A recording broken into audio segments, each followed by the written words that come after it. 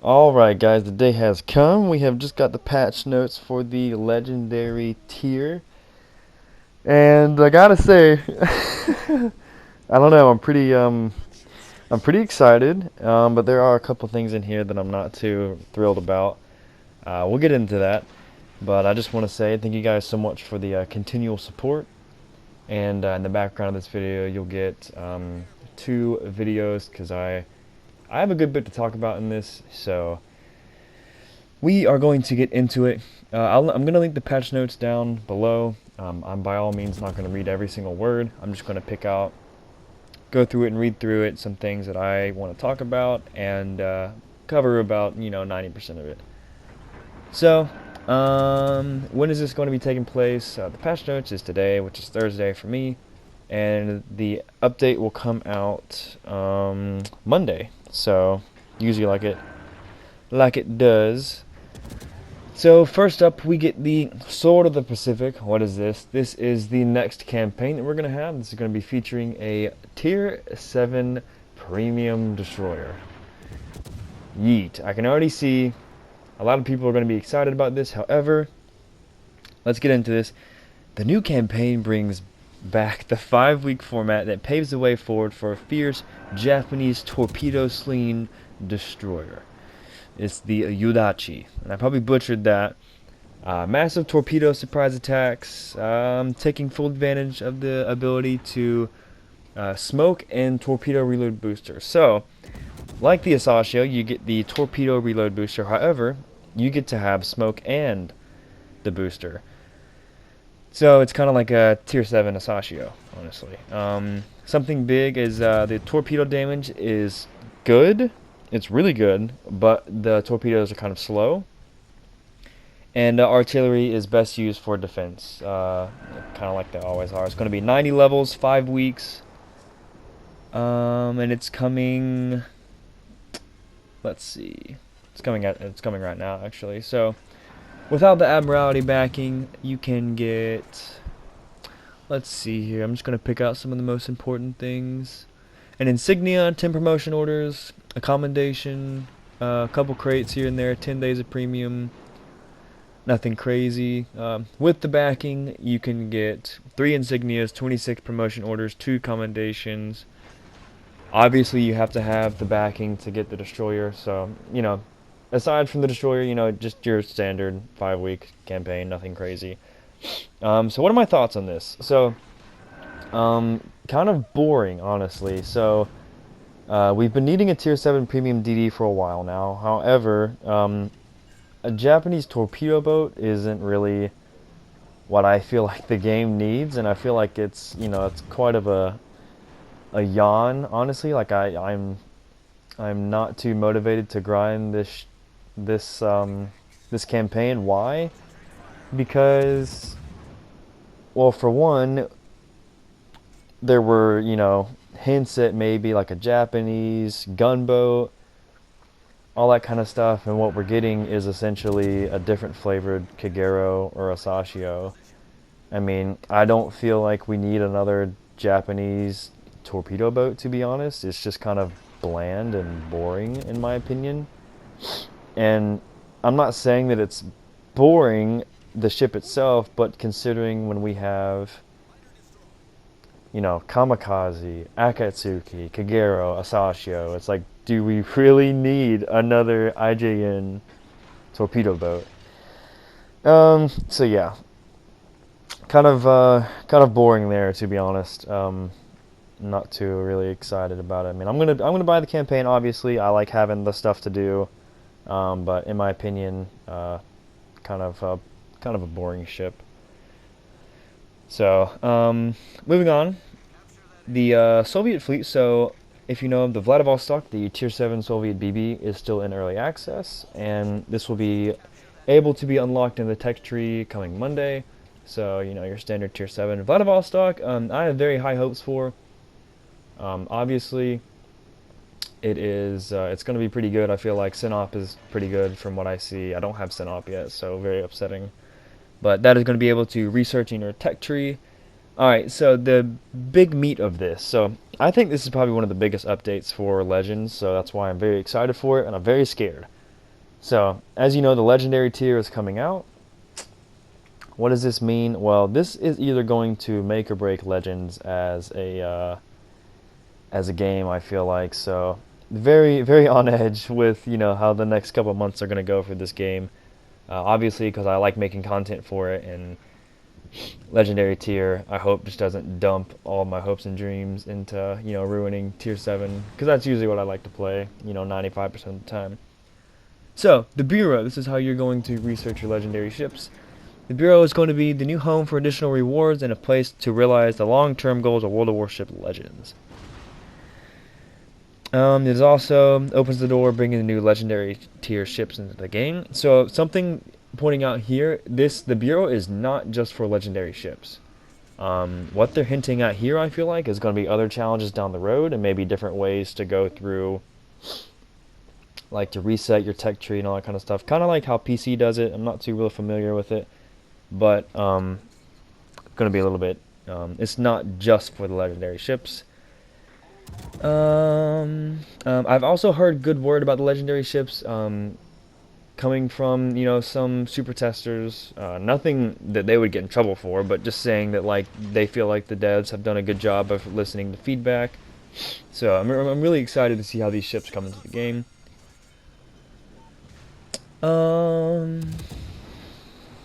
Gonna kind of skip over this part. I really just want to get into the real meat of it. So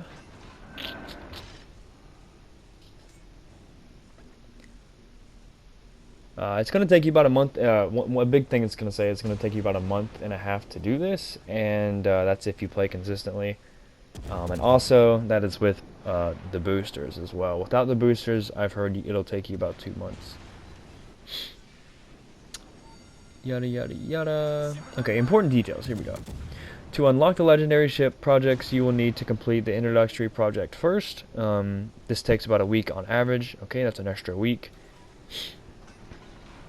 After the intro project has been completed by a significant number of players, we might need to collect a bit of data before unlocking the next project. So I'm not too sure what that really means. While you're able to start researching the legendary ships in this update, it won't be possible to complete that research before the next one rolls out. So like I said, it's going to take about a month and a half at best to get these things unlocked. Okay, this is big. This next point is big. While these projects cannot be instantly completed by spending doubloons, you can use them to speed up the progress by about 40%. So I think that's a good... I was really worried that you could just buy your way through these, so I think it's a good medium that you can spend doubloons to boost it. I mean, in a happy world, they wouldn't do any. It would just be down to those who grind it for a legendary ship. But I can definitely compromise for this, and I think that's okay. Okay. A legendary ship with all boosters without daily trials should take on average 2 to 3 months to obtain. So if you're more casual, this could be 2 to 3 months ish. Adding to trials, it can take you. Adding trials that can take off as much as 2 weeks, while spinning doubloons on breakthroughs, which is I guess the doubloon speed up version, can further shorten the progress to just over a month. So if you go all out, buy the boosters, do the dailies, you're looking at maybe like a month and 10 days, I guess is what they're going for. So not terrible. Before boosting progress, this is important. Before boosting progress with doubloons, make sure that you have an understanding of what you're paying for. Obviously, if you're going to spend money, make sure you know what you're spending your money on. None of the 3 legendary ships are time-gated, but there will be time-gated projects in the future. So, probably not legendary ships, but like I'm saying with the Bureau, other things that they're going to add into this, which I don't know what they are, will be time-gated, but the legendary ships are not.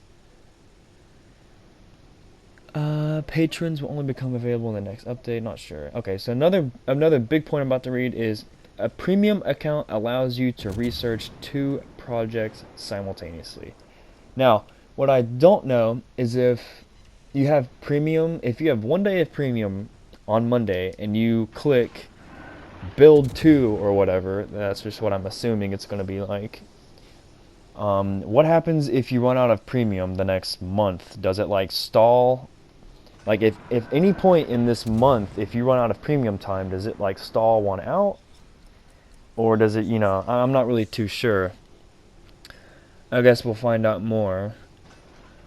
So we're going to move on to the legendary ships and the matchmaker.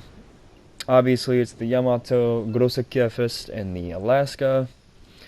Kurfürst is the ultimate German battleship, 406mm shells, sonar, and great torpedo protection. Alaska is an oversized cruiser with 305mm guns, which, if you'll notice, most Tier 7 cruisers right now have 203mm, so this is quite a big upgrade in terms of cruiser firepower.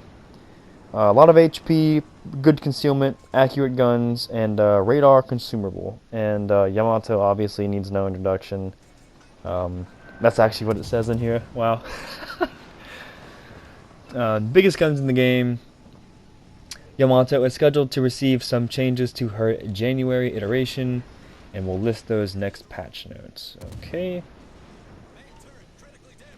These ships can only be matched with other legendary tier ships and tier 7. So legendary tier is going to be mingled with tier 7, which, I'm kind of scared, not gonna lie. And look at that juicy broadside we just got on the hood there. So I just looked up and remembered I took this hood's lunch money, this engagement. It was quite satisfying. Anyways, so it's going to be legendary tier plus tier 7, so that's going to be quite, we'll see how that goes. I'm not going to, say it's terrible, because I don't know. The difference between teams cannot be more than one legendary ship, so it'll balance kind of like destroyers are, I don't think it's going to be too big of a deal there. There can be up to 18 legendary ships in a single battle. So what does that mean? There is a possibility to have 9v9 all legendary ships. So that sounds crazy. Okay, the next chunk here that I'm kind of about, and I'm a cruiser guy. I like cruisers. I feel like I'm a pretty good cruiser player. Cruisers across the board are getting a buff. Some more than others, but across the board, so I'm going to get into this. And I'll go over the reason why afterwards. So, Mogami, rudder shift time lowered by 10%, so you have a quicker rudder shift now.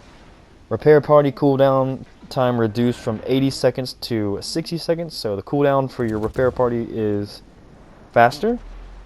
And her HP now restores 20% faster. So what does this mean? Your repair parties cool down faster and they heal faster per second is basically what that is. For the Atago, an extra module providing faster torpedoes with a range of 8 kilometers is available as a replacement for the base module. So this 5th attachment module will replace the first aiming systems module if you choose. I think that's what it's meaning. And the repair party cooldown is the same as the Mogami. Baltimore. Let's go, ladies and gentlemen. So Baltimore has been the ugly duckling, in my opinion, of the group. Rudder shift lowered by 10%, and I think that's across the board for every cruiser, so I'm just going to stop saying that over and over again. Bow and aft plating increased from 25mm to 27mm to prevent being overmatched by shells of calibers up to 381mm. What does this mean? You can stare in the face of a Jean Bart and bounce shells in a Baltimore now. You can bounce shells from German ships and I believe British AP as well. So this makes Baltimore's longevity in any match, any engagement, honestly, it doubles it, because what do you see a bunch of right now? Jean Bart. So super happy about that, and the heal obviously is increased like Mogami and Atago. Edinburgh is getting the same rudder shift increase, and I just got deleted there. That was upsetting. I was hoping to get some more citadels and torp that Amagi. Sorry. Edinburgh's getting a rudder shift time increase as well, 10%, and the repair party increased. Chapayev is not getting nerfed this update. It is getting a increased rudder shift and the repair party just the same. The Kutuzov, now this is one of the biggest problems I have, and oh boy, the Kutuzov now has the same repair party as Chapayev. Notice that they didn't say that it replaces the smoke screen. So now, Kutuzov is going to have sonar, smoke screen, and heal. Let me just let that sink in for a little bit. I don't like this. I don't feel like a lot of these tier 7 ships needed to be helped anyways, aside from Baltimore and Martel, and I'll get into Martel in a second. Kutuzov is now going to have a heal. So you get 3 heals if you're running fully packed. So that's an extra like 10k health. And if you're a good cruiser player, that extra health is devastating. I mean, I don't agree with this at all. I think the ship is just fine.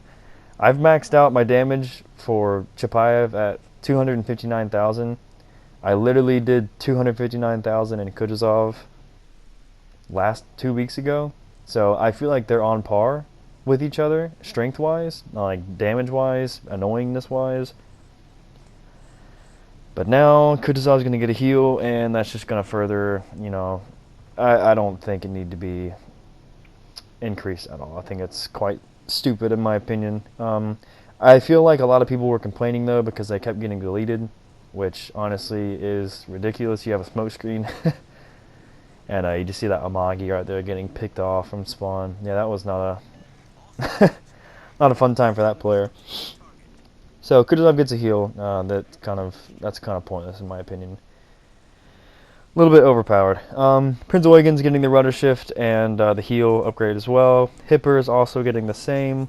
Martel is now going to get a regular repair party instead of a catapult fighter. And their rudder shift is going to be lowered as well. So, in my opinion, this makes the Martel competitive again. When the Russians weren't in the game, Martel served a pretty cool niche of being a piece of paper with heavy damage output, but with Chapayev and Kutuzov in the game, it kind of lost its point of being in the game. So has a heal now, so it should be a little bit more competitive, a little bit more, it can stay in the game a little bit longer. And you see me just obliterate this Fletcher here because he has, this is the power of Z23 and smoking up on a sonar. Like this is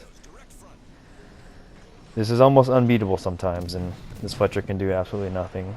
So, speaking of Fletcher, Fletcher is also getting a buff. Her shells have had their air drag coefficient reduced, making their trajectory a bit flatter on the overall shooting experience more comfortable. So, just like Atlanta, the shells aren't going to be hanging in the air for 10 years. They've reduced a little bit, so Fletcher might be a little bit better. So, I'm anxious to try that out. And Vanguard. This battleship now has a variant of the main battery reload booster. So it only holds 1 charge unless otherwise enhanced by commander skills. So you can get 2 with a certain commander.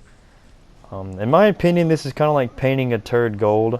The issue with Vanguard isn't the fire rate. Honestly, it's the turret angles are terrible. It's very inaccurate considering it only has 8 guns.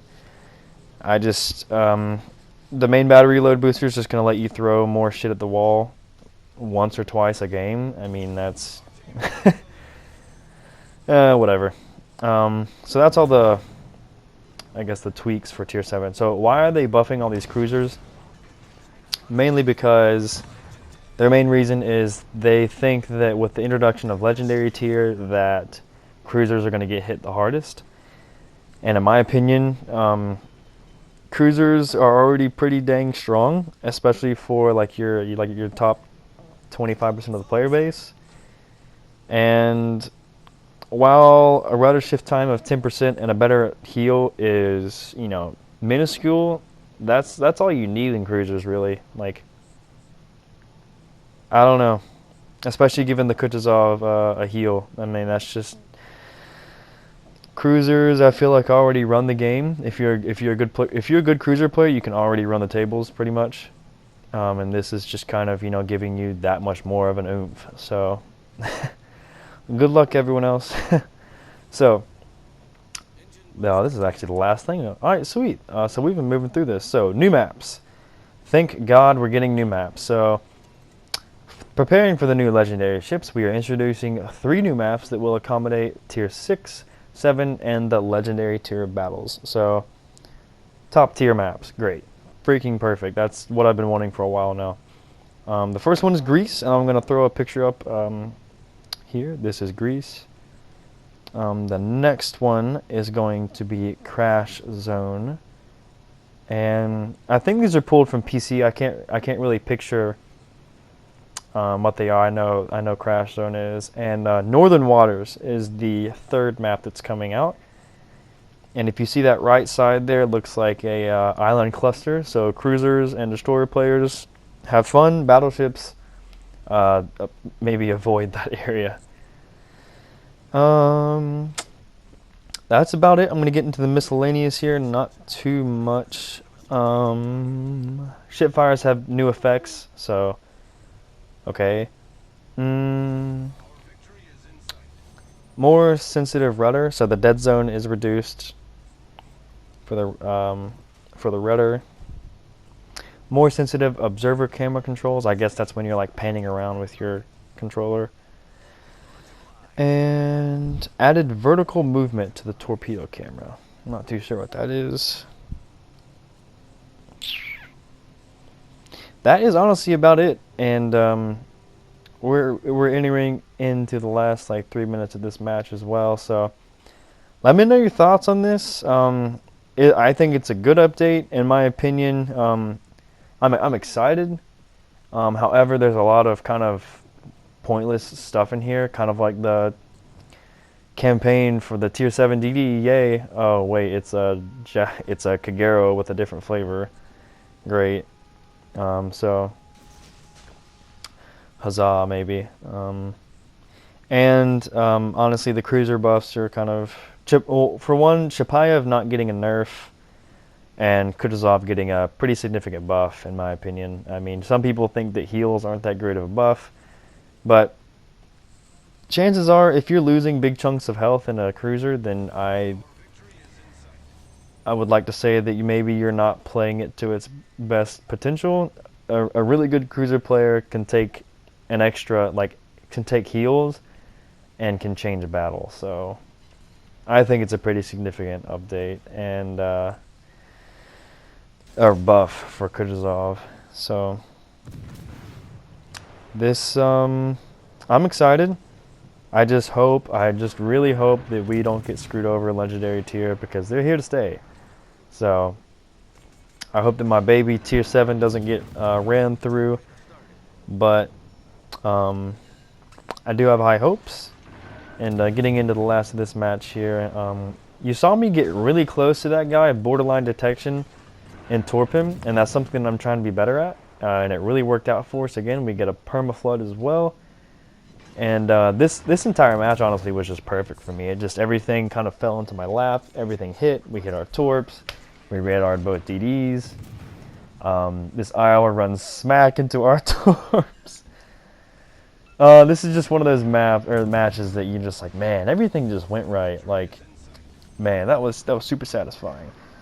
But as far as the update goes, that's about it. I would love to hear you guys and your opinions on it. That is going to be it for that. We finished that game with 119,000, I think. Pretty big stomping there, but you know, I feel like we did pretty decent. 2,600 base XP, quite decent. Anyways, guys, that is going to be it for today. Super excited, you know, not gonna lie. Let me know what you guys think in the comments, and you guys have a beautiful day, and I will see you in the next video. Y'all take it easy.